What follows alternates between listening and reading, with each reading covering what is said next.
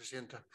A continuación, tiene uso de la palabra don Santiago Muñoz Machado, director de la Real Academia Española y académico de esta Real Academia.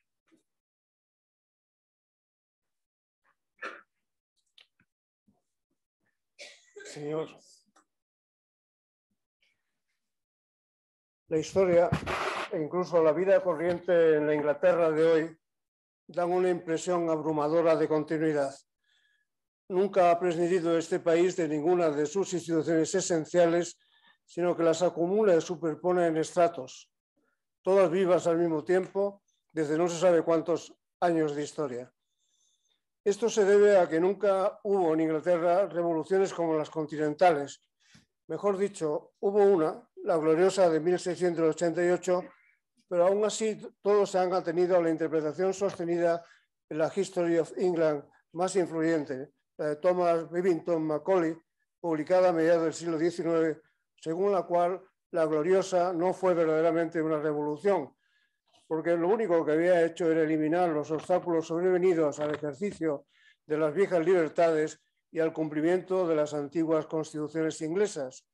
La revolución no fue verdaderamente revolucionaria, si se la compara con otras europeas que fueron cruentas e imprudentes.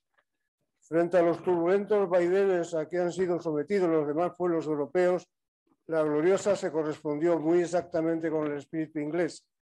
Se reponía una monarquía limitada que respetaba la libertad popular expresada en el Parlamento y se sustituía al católico Jacobo II, que había incitado la derogación de las viejas leyes por Guillermo de María de Orange. Comparando la Revolución Francesa con la inglesa, escribió Edmund Burke en sus reflexiones sobre la Revolución en Francia, que se hizo la revolución para preservar nuestras antiguas e indiscutibles leyes y libertades. Esas constituciones, leyes y garantías que se reafirmaron en 1688 fueron las que formaron la denominada Ancient Constitution, antigua constitución, concepto que, como demostró Pocock, estuvo bastante extendido en toda la Europa medieval. Pero en Inglaterra la idea se ha mantenido hasta hoy. Fue Sir Edward Coke el principal constructor de la doctrina del Common Law, un derecho constituido por la costumbre inmemorial y administrado por los jueces, cuya superioridad sobre cualquier otra norma expuso en 1610 en el Bongers Case.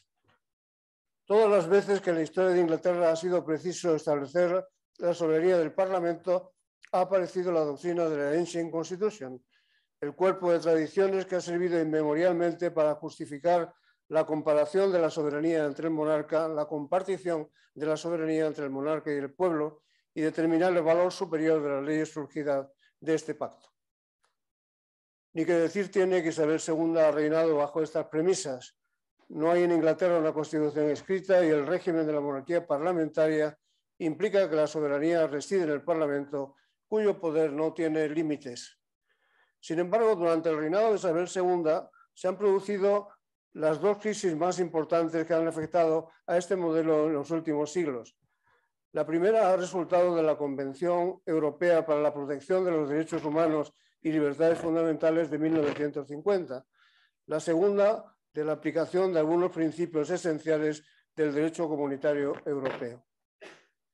La confrontación de la Ancient Constitution inglesa con la Convención Europea sobre Derechos y Libertades Fundamentales se produjo inmediatamente en relación con un derecho concreto, la libertad de expresión y el castigo de los libelos y otras difamaciones.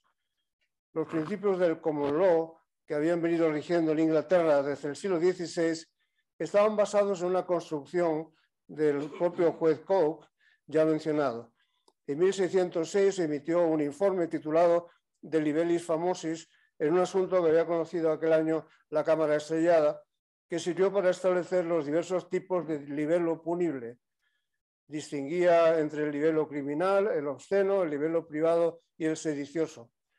Pocos años después se aprobó una ley en 1643 que regulaba la censura y los permisos para publicar.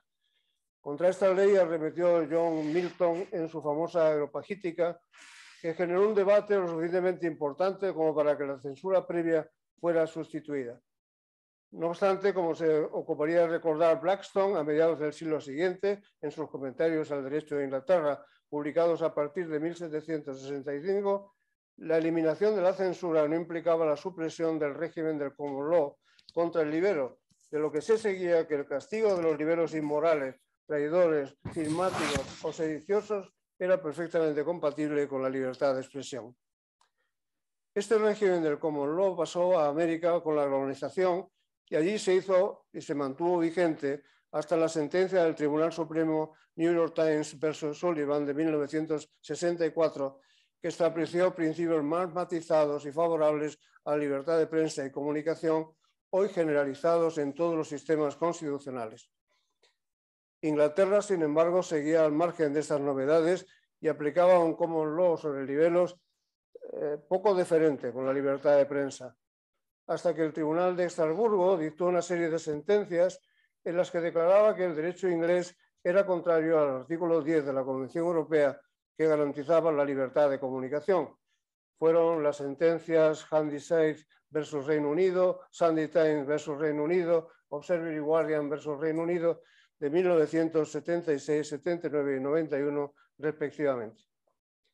El sistema del common law y el predominio de la Ancient Constitution había sido puesto a prueba y establecido la conclusión de que no ofrecía garantías suficientes de los derechos. La gravedad del problema tuvo que ser paliada mediante la aprobación por el Parlamento inglés de una ley, la Human Rights Act de 1998, que marca un hito constitucional en el Reino Unido al incorporar al derecho interno la Convención Europea que ahora aplican los jueces para resolver litigios en los que están comprometidos derechos fundamentales. Los jueces no pueden anular las leyes contrarias a la Convención, pero sí advertir en sus sentencias sobre la incompatibilidad. Una puesta a prueba del common law en la Constitución antigua, más extensa y decisiva, se ha producido también durante el reinado de Isabel II, cuando el Reino Unido se incorporó a la Comunidad Europea. Era evidente que su integración en el club comunitario plantearía colisiones constitucionales esenciales, difíciles de resolver aplicando la Ancient Constitution. El derecho de la Unión Europea se sostiene, como es conocido, sobre los principios del efecto directo, prevalencia del derecho europeo y responsabilidad por incumplimiento. Estos principios pueden ser hechos valer ante los tribunales internos y ante el tribunal comunitario, todo lo cual tiene difícil o imposible encaje en las tradiciones constitucionales británicas ancladas en la soberanía del Parlamento y la exclusión de cualquier responsabilidad por sus actuaciones, regla que es heredera de la máxima King cannot wrong, el rey no puede equivocarse, arraigada también en la vieja Constitución. Las esperables tensiones que la aplicación de estos principios habían de generar no tardaron en aparecer.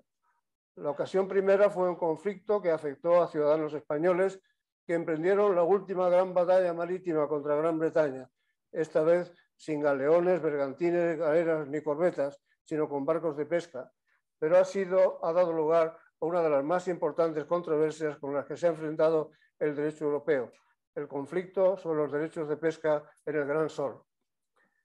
El Parlamento británico aprobó en 1983 y en 1988 leyes de pesca que establecían reservas y privilegios en favor de sus nacionales y residentes y que perjudicaban abiertamente a los pesqueros españoles que las impugnaron. La impugnación comprendía una petición de medidas cautelares para que el tribunal inglés suspendiera la aplicación de la ley por ser contraria al derecho comunitario, lo que no aceptaron. El asunto se llevó al Tribunal de Justicia de la Comunidad, que acordó la suspensión de varios preceptos de la ley inglesa. Sus decisiones de suspensión y declaración de infracción de la ley inglesa dieron lugar a 3 históricas sentencias del Tribunal Europeo, conocidas como Factor Time, de 1990, 1991 y 1996, completadas por otras de la Divisional Court inglesa del 31 de julio de 1997. Lo sustancial del caso es que el Tribunal Comunitario declaró, y la justicia y el Parlamento británicos tuvieron que aceptar, que los jueces ingleses pueden dejar sin efecto leyes del Parlamento cuando son contrarias al derecho comunitario y suspender su eficacia cautelarmente, y también que si esas leyes han causado sacrificios económicos, se genera el derecho a obtener una reparación equivalente al valor de la lesión producida. Un cúmulo, pues, de novedades relacionadas con dos principios esenciales de la antigua Constitución inglesa: la soberanía absoluta del Parlamento y la exención de toda responsabilidad, que a partir de entonces tuvieron que ser rendidos e inaplicados en beneficio de la nueva Constitución Europea, tan lejana en esto a la tradición británica. Lo importante, sin embargo, un día como hoy, en el que recordamos el reinado de Isabel II de Inglaterra, es que los grandes impactos sobre la tradición constitucional no han afectado en absoluto a la estabilidad en el funcionamiento del sistema de la monarquía parlamentaria. Han sido revoluciones constitucionales de gran calado, pero se han encajado sin grandes manifestaciones de duelo, al menos cuando ocurrieron. Con los años, estas discrepancias han servido para abonar el Brexit y satisfacer a los nostálgicos del retorno pleno de la soberanía del Parlamento. Creo yo que los grandes sobresaltos constitucionales de la época de la reina Isabel que he comentado, habría que añadir para completarlos el terrorismo en Irlanda, felizmente apaciguado ahora, y las reclamaciones independentistas de Escocia, que siguen muy vivas y que han sido tan manoseadas para alimentar el separatismo en España. Este último es un asunto interesante, pero debo dejarlo para otra ocasión, porque el tiempo asignado no me permite explayarme y además porque es asunto que propiamente no pertenece al dominio de la antigua Constitución. Empezó en 1707, cuando se aprobó la ley del Parlamento que acordaba la unión entre Inglaterra y Escocia, que daba lugar al nacimiento del Reino Unido. Habían sido decisivos para lograrlo los servicios de dos espías, Daniel Defoe y Jonathan Swift. Todavía no habían escrito Robinson Crusoe el primero, ni los viajes de Gulliver el segundo. Pero esto lo dejamos para otro día, señor. Muchas gracias.